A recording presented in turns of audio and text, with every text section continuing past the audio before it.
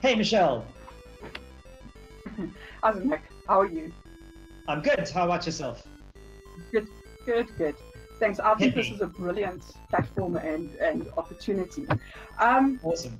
I've got a question. How would one go about doing a online platform, purely online, like you did with your sock industry and that stuff?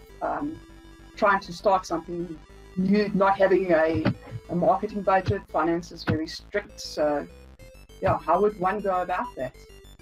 I hate to do this, but you're the first person I can. I would suggest you buy my book because I do talk about exactly this Not the stuff. previous one. Thank you. I appreciate that. Yeah, so it's a really poignant question and relevant right now because not everybody has an online audience. Not everybody knows how to do advertising and marketing, and budgets can be tight. So I have in the book a whole variety of tools that you should start with. The first one I like to call the 3 Fs. Start with your friends, your family, and fools. So sell to them, talk to them. They will then talk to other people, and you have to make sure that whatever it is you're building is shit hot, because if you screw up with your friends, family, and fools, then the word of mouth will be negative. And added to that, word of mouth is important. Like when you give one customer great service, they will invariably brag to everybody else. Like I love wearing Puma shoes, so I tell people all the time about my incredibly bright colored Puma shoes. So you've got to perform. Then consistency is key. So I'll put that in context. You have to understand who your customer is. And people's gut reaction is to say to me, oh, my customer is everybody. That's absolutely wrong. Your customer can't be everybody. Or, oh, my customer is a 36 to 55-year-old woman in South Africa. Again, that's too broad.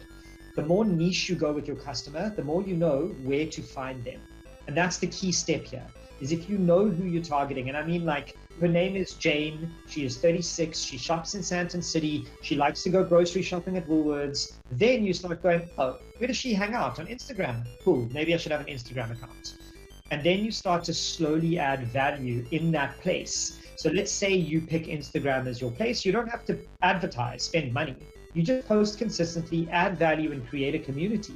Once you do that for long enough, one customer becomes two, becomes three. And the big issue here is a lot of people want to spend budget on their growing platform because their expectations are too high. We expect that we're going to launch something, people will come and will make millions next week. It's just not the way it goes. I mean, businesses are built over decades, not weeks. So if you pick Instagram as your platform, set the task to post twice a day and post twice a day, every day for a year. After you do that, you'll have thousands of followers. And a good example of this is my personal newsletter. I send out a newsletter once a week on a Tuesday, every Tuesday, about some random topic that I feel like talking about. I've done that now for 2 years. And after 2 years, I've just peaked over 3,500 subscribers. It's taken me 2 years to get 3,500 people. The key points, I haven't sold them anything. I haven't pushed anything to them. I'm just building a community. And when the time comes where I've got something to offer them, I'll offer it. So the takeaways here are: know your customer, understand that you have to do this consistently, and reset your expectations so that you understand that it will be a slow burn in the beginning.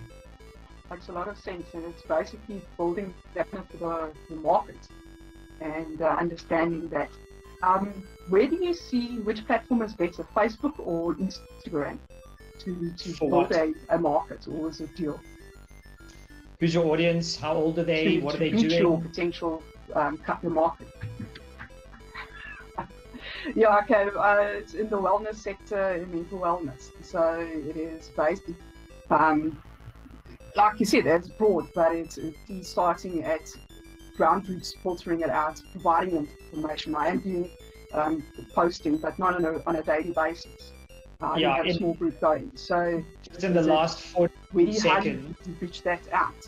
2 key things, right? It doesn't sound like you have a clear idea of who exactly your customer could be. So figure that out. And 2, if you build on either Instagram or Facebook, understand that you don't own those databases. Facebook owns those groups. You don't. You can't do anything that Facebook doesn't allow you to do. So that means you're going to have to pay to advertise to them. What I would suggest is start building a little newsletter database or website where you can own that database and take them off platform over time. Then you can start doing whatever you want with those customers. That's great. Cool. Thank you so much. Advice. I Thank you appreciate your very time. much.